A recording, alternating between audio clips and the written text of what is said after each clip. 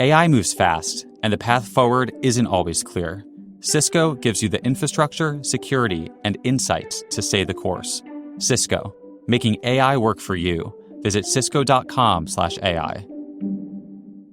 Transform your growing business with Intuit Enterprise Suite. Automate complex tasks and make faster decisions with integrated tools for financial management, HR, marketing, and more. Visit intuit.com/enterprise to learn more.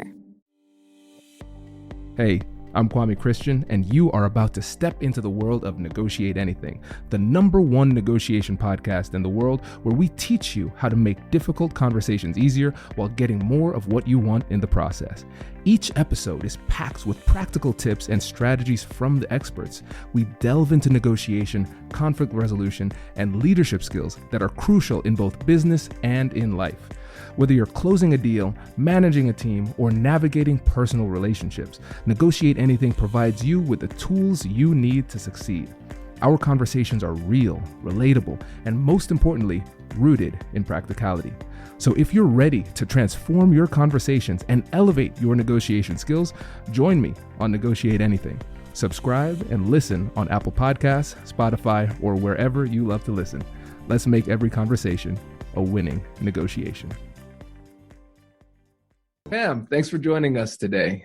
Thank you for having me, Kwame. It's a pleasure to be here. Yeah, it's a pleasure to have you. So how about you get us started by telling us a little bit about yourself and what you do? Absolutely. So my name is Pam Marmon, and I founded a company called Marmon Consulting, which is a change management consulting firm. We help companies transform.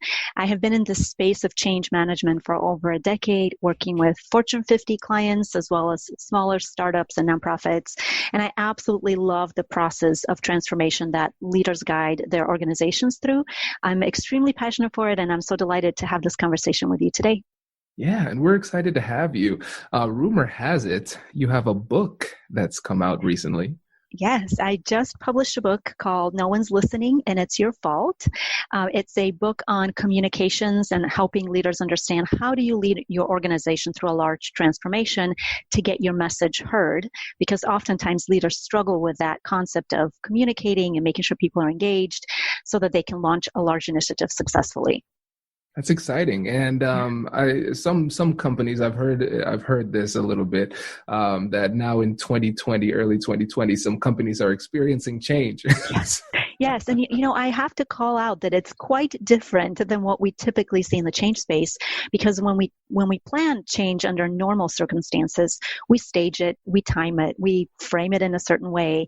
But the circumstances that we're dealing with right now with the global pandemic have really thrown us into just solving for the urgent and survival, really. And so while the change management principles apply, I feel like everything is expedited and elevated. And so you definitely see the stress and the tension in organizations. Absolutely. Makes sense. So maybe if we have time, we'll touch on that too, the differences. But as far as it relates to today, the three things that we want to focus on, first, we're talking about the origins of resistance.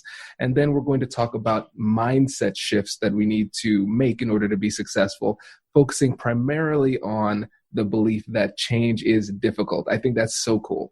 And then we're going to actually talk about, at the end, talking about behavior change. What types of things do we need to do and say in order to actually change the behavior? So let's go ahead and start off with the first one, origins of resistance. Yes. So oftentimes we as people have been taught that change is hard.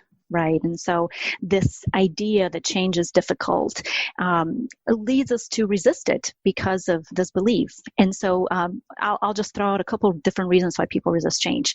One may be this comfort of the status quo. And so the moment you introduce change, it could potentially shift the status quo of the person. There could be a threat of the security or a loss of control, or maybe there's some inconvenience or some failure that is associated with the change.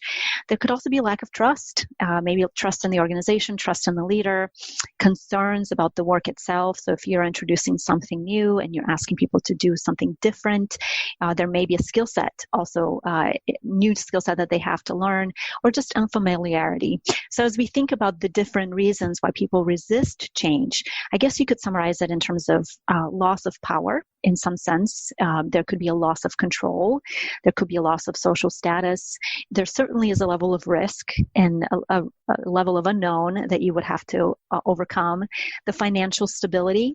And then also perhaps a loss of knowledge, which knowledge is power. And so if you are shifting the way people are doing their work, you could potentially be asking them to let go of something that they're very comfortable with and know very well and embrace something new that they have to learn.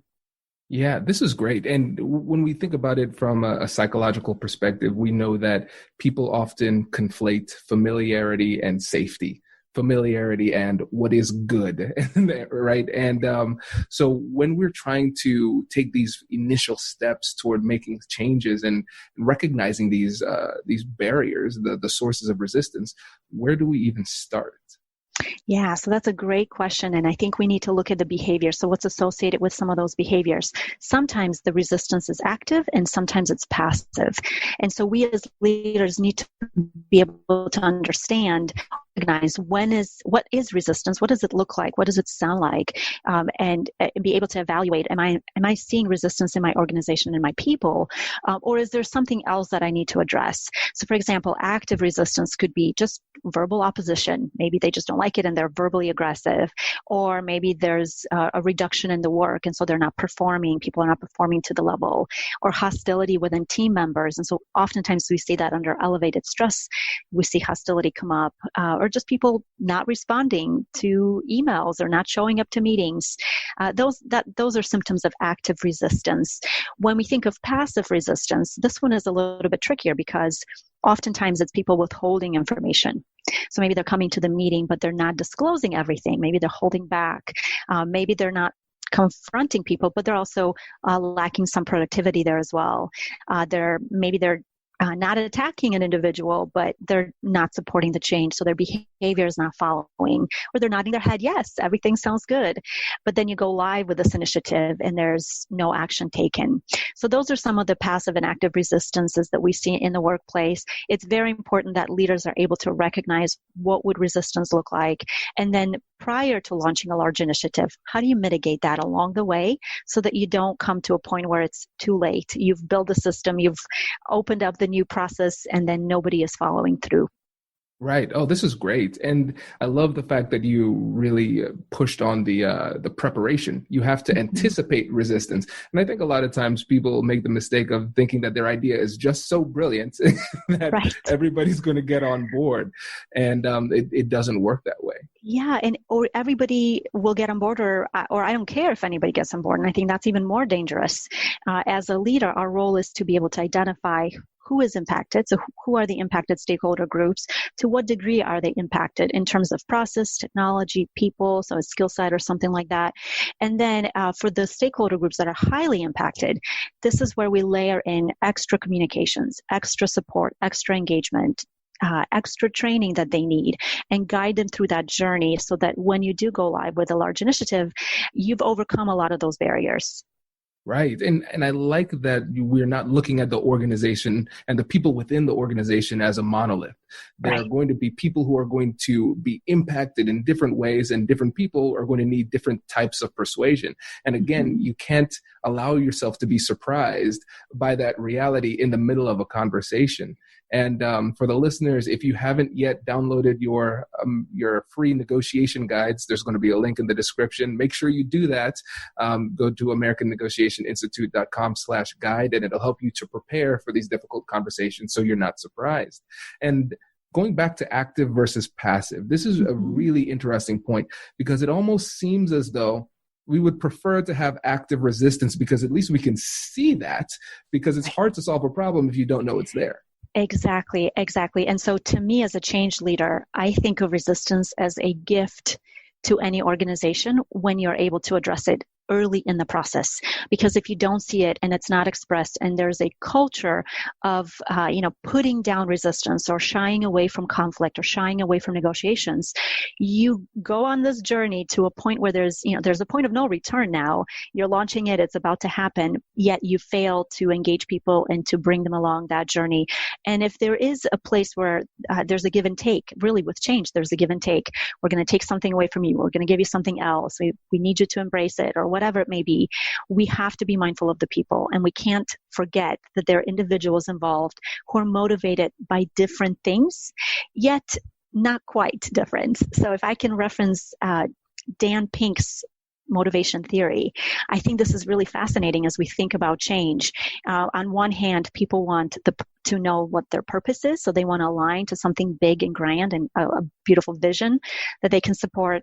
They want autonomy. They want to be able to be given the freedom to do the work that they need to do as they see best. And then they want to master that work. They want to be really good at it.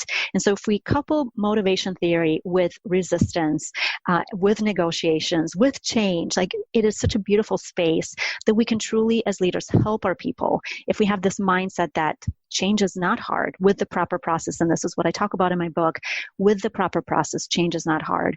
And it comes down to our ability as leaders to listen. And that to me is such a key component of what I practice, because when we as leaders become good listeners, we're able to tap in and understand what motivates people, what they need from us, what we can offer to them. And this is the space of that negotiation that is truly beautiful, because it doesn't have to be a win-lose. You could have a win-win and frame it and stage it well throughout the duration of the change. Right. And what's really interesting about this is because when you talk about listening, we're not just talking about listening in terms of what people are saying with the active resistance. We're also talking about listening to what they're not saying through the passive resistance. Exactly. And one of the activities that I do with organizations that launch large change is called the readiness assessment. And essentially the readiness assessment is a set of interviews with highly impacted stakeholders. And I walk through a set of questions, including understanding the culture of the organization, understanding effective communications, understanding the role of the leaders within this organization. Who are the influencers? What could resistance look like? What behaviors may surface? What's the level of change saturation in the organization? All of that, along with potential training that may need, all of that, when you bring it together and you look at holistically, how do we stage this change so that it's effective and so it sticks? It really helps us to be well prepared as leaders to listen to the organizations, to hear what has worked in the past, what hasn't worked in the past, and how can we improve? How can we do this better? And surprisingly, over the last decade of me doing this work, the part about engaging people never fails. There is always this hunger and this need for people to participate in the decision making, participate in the design. That ownership that we expect from people stems from us being able to give them that accountability, which truly comes from decision making, because it's hard to hold somebody accountable to a decision they didn't make. Isn't that the truth? And so listening is critical, absolutely critical in this entire process. This is fantastic. And so for the listeners who are listening only on audio, Pam, you can see it. Big smile when you said that. I think that is the 5-star quote of the episode. So listeners, again, if you find something very valuable out of this, just leave us a 5-star review so other people know that there is some good stuff in there and we can share the knowledge. And this was fantastic. I feel like I almost want to spend the rest of my time on this first point, but I think it's important to transition because this next point is really important. The mindset around the belief that change is difficult. And we started to touch on this, but I want to dig deeper into it. So can you tell us a bit more about what you mean by that? Yeah, and I've noticed over the years working with leaders that we have bought into this mindset that change is hard. And so when we believe that change is hard and we start to behave like change is hard, and this is something that is so dangerous for us as leaders, because the moment we accept that change is hard, we start to plant seeds of discontent and fear in our organizations. But if we believe that change with the proper process, change is not hard, that we can overcome any potential challenges that come our way, we start to behave like that. And leaders model behavior. And so this is a critical component that I'm so extremely passionate about. I have noticed that there's a significant amount of fear when it comes to change. Fear from organizations and fear from individuals, whether it's in the workplace or at home. There is fear. And I want to help people overcome this fear, because I truly believe that when we overcome the fear and we address the essence of why we fear change, which is, as we talked earlier, power, control, all of these things, then we can proactively mitigate it, and we can catch ourselves, and we're aware of our just mindsets of how we think about the world, and we can stop that behavior, we can stop those thoughts, and we can redirect them in a positive way so that we can get the outcomes that we want. Hello, my friends. Before we get back to today's episode, I want to ask you a question. Have you ever wondered how to elevate your team's negotiation game and how you can help the folks on your team have better, difficult conversations? At the American Negotiation Institute, we offer transformative keynotes and workshops tailored to empower professionals with top-tier negotiation and conflict resolution skills. Whether it's a keynote for your next event or hands-on training for your team, we've got you covered. Don't just negotiate. Master the art with the American Negotiation Institute. Click the link in the description to find out more. Elevate, negotiate, and succeed. Intuit Enterprise Suite integrates powerful multi-entity financial management tools with payments processing, payroll, HR, marketing, and more. With AI-powered automation, forecasting, and industry customization, businesses can make faster decisions and boost productivity. Visit intuit.com/enterprise to learn more. Money Movement Services by Intuit Payments, Inc., licensed by NYDFS. The future with AI is moving fast, but progress takes more than speed. It takes direction. Cisco gives you the infrastructure, security, and insights to implement AI with purpose, from data centers to workplaces. We don't just help you keep up, we help you lead. Cisco, making AI work for you. Visit cisco.com/AI. That's cisco.com/AI. This is fantastic. And it sounds almost as if the belief that change is difficult serves as a self-fulfilling prophecy. Exactly. And so if you walk into it thinking this is going to be hard, people are not going to like it, we're going to have so much trouble launching this work. Yeah, probably. You're right. You will. But if you walk into it thinking, we have a good idea of how we're going to do this, we don't know all the right answers, but we have smart people that we work with, and we care about them, and we care about engaging them, and we want to empower them to be part of this process. We want them to be successful in the future. We want to equip them with the right tools. As leaders, we start to put these things in place so that success comes from every level, not just our own interpretation of what success would look like, but for every single stakeholder. That makes sense. And so let me play a little bit of devil's advocate here. Sure. So how do we reconcile the potential of creating this self-fulfilling prophecy by believing change is more difficult than it actually is? And then the other side, the other extreme, which might be maybe not recognizing the pitfalls or challenges that could be coming your way. How do you balance those two things? Yeah, so I balance it with the proper process. And so if you have the process and you trust the process and the process works, then you can put in place the elements to lead to that successful outcome. In itself, without the proper process, without the tools, without the activities, yeah, you're going to stumble. There's definitely pitfalls in this journey. But if you put healthy practices in place, such as leaders are engaged, leaders understand what's changing, and they're able to advocate it across their different departments, so across the organization, that is a healthy activity to do. If you can align on the vision, that is a healthy thing to do. That's part of the process. If you can identify the proper communication channels so that you're doing push communications and pull communications. So push will be in the form of emails being sent out, and a pull communication would be discussions and conversations and those organic dialogue that has to happen within an organization. That is a healthy process. And so in the book, I talk about the process of putting all of these things together so that you can be successful and you're not blindly walking into a transformation thinking all is well. That is not wise. But if you can assess where the potential pitfalls, both organizationally and also within that project, you can truly prepare for them. And I guarantee you, it will not be perfect. Nothing is ever perfect. And it's certainly in the change space, but it will be much, much better than if you hadn't done the activities themselves. This is great. And I think especially that last point that you made there about the fact that there will be some challenges, I think that's really important for people to understand, because a lot of times when we make the mistake of underestimating the amount of resistance that we will face, when we do face that resistance, we say, wow, I'm failing, I'm done, I quit. And so an important part of the process is anticipating the resistance, feeling it, and saying, okay, great. This isn't something that's a threat to me. This is more information that I need in order to be more effective in utilizing this process and moving forward. Absolutely. And sometimes it's systematic challenges that we face. So the challenge, and as you mentioned it, it's so easy to say, well, my project is failing, therefore I'm failing, therefore I'm a failure.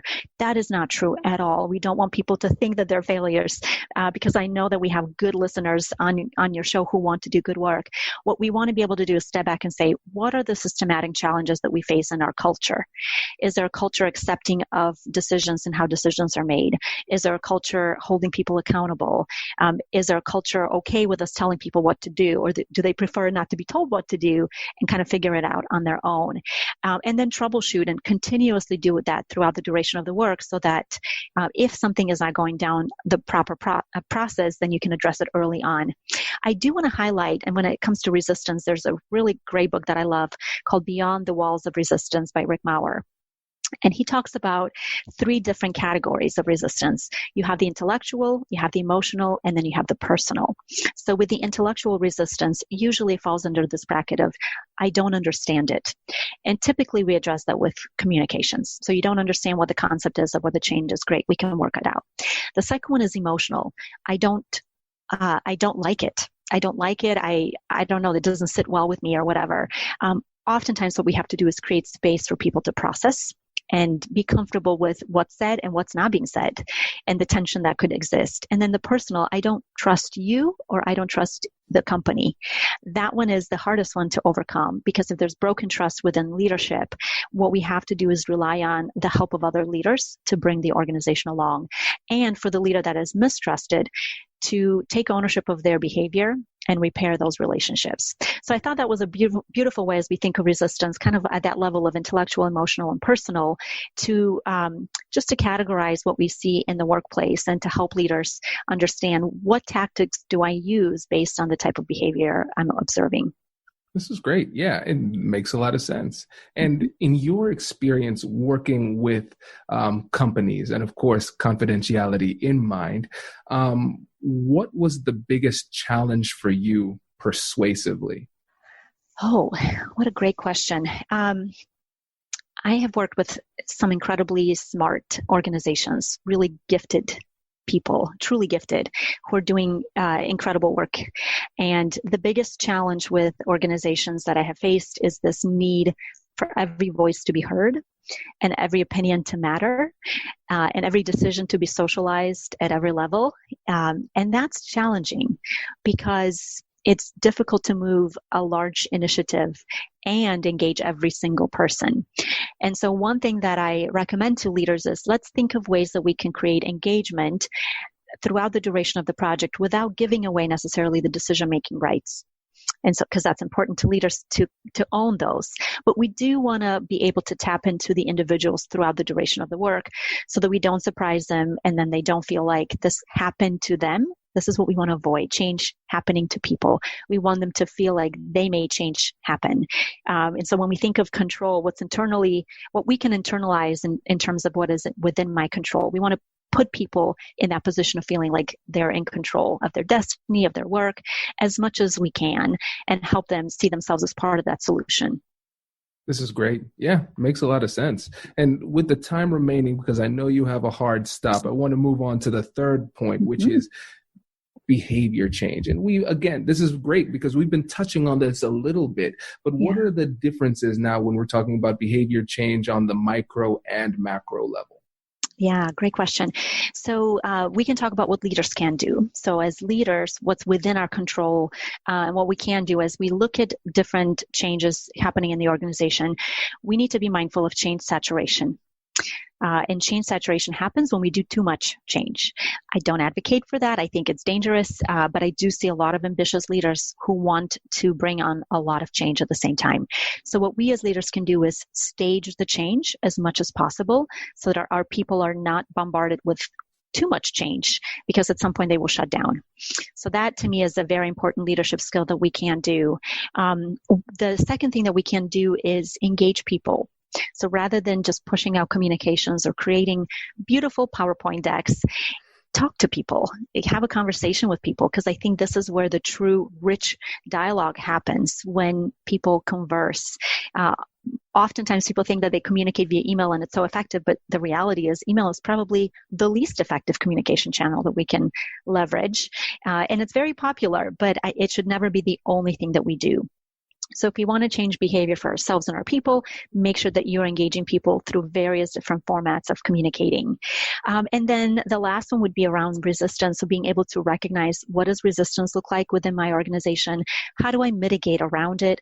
How do I address it when it comes? So how can I proactively prepare for resistance and anticipate it? Because I guarantee you it will come. It is there. There is no change that goes, 100% as planned. It just doesn't exist. So I think that's another mindset that we as leaders can embrace. I will face resistance and it will probably look like this, and this is my plan to mitigate it.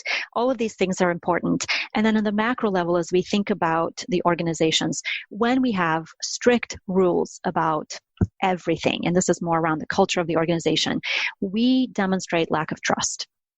So if there's strict rules about everything, people are sensing that you don't trust them. That's why you've put all of these rules in place. If you have unnecessary bureaucracy in your organization, that will lead to increased politics.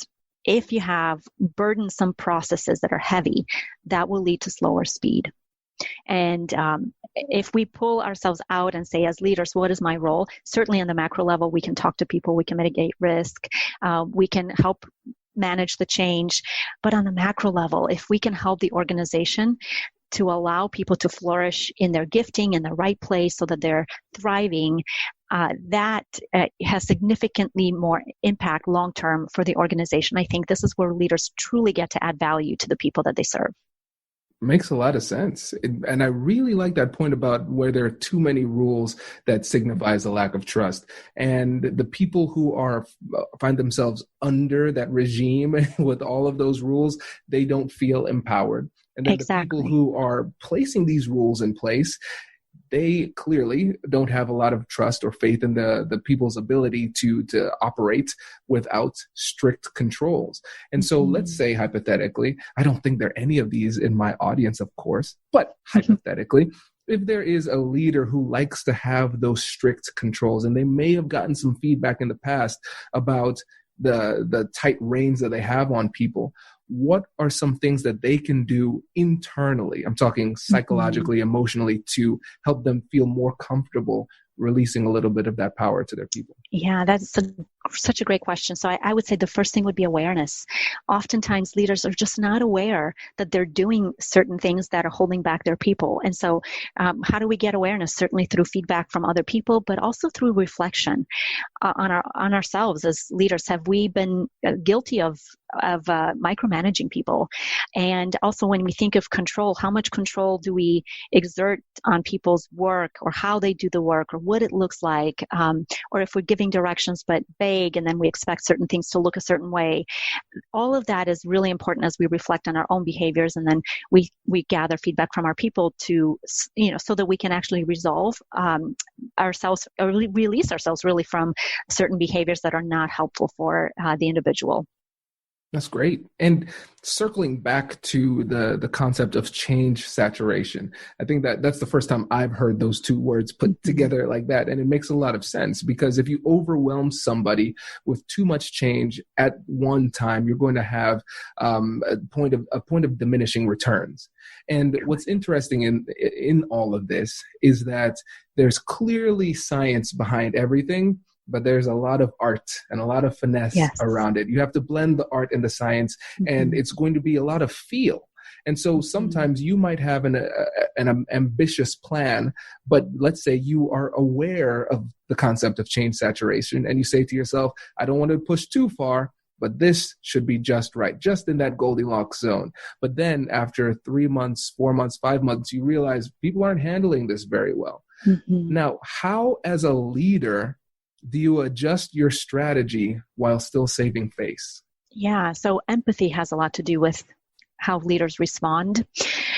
Because if leaders who are empathetic and listen to their team members, and especially right now in the midst of COVID-19 and everything that we're facing, the layers of complexity and the layers of change for individuals are enormous.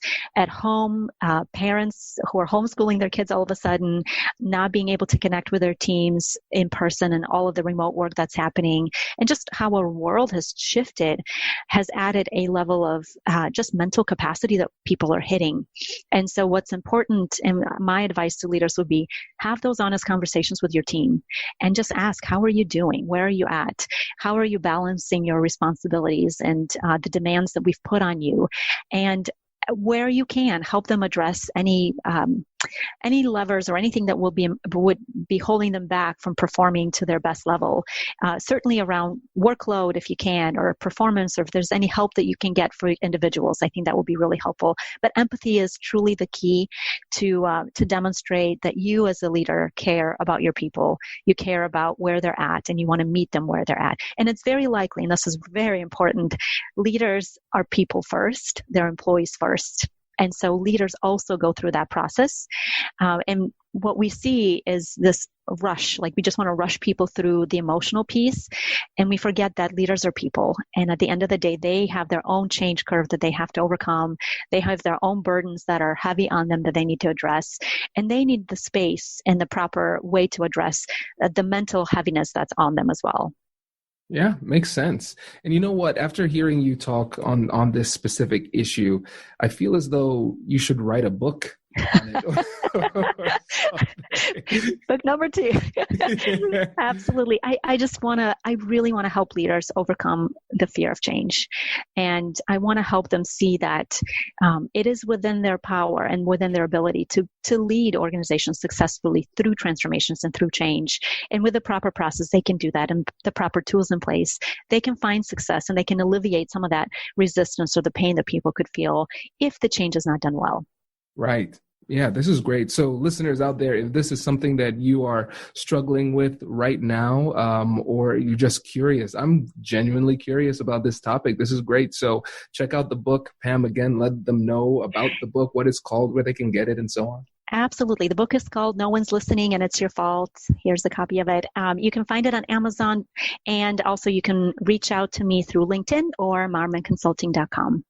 Fantastic. Pam, thank you again for coming on the show. We appreciate it. Thank you, Kwame. Thanks for having me. Congratulations! You've just joined an elite club. By listening to a full episode, you're now officially on the Negotiate Anything team. So welcome aboard. What most team members do is they subscribe to the podcast because that allows them to automatically get the latest episodes of the show. The best things in life lie on the other side of difficult conversations. Keep learning, keep practicing, and keep getting better. Your relationships will improve, your career will soar, and you'll have the confidence you need to get the most out of these crucial conversations. Again, thank you for joining the team. We're excited to have you, and I will see you in the next episode. I'll catch you later.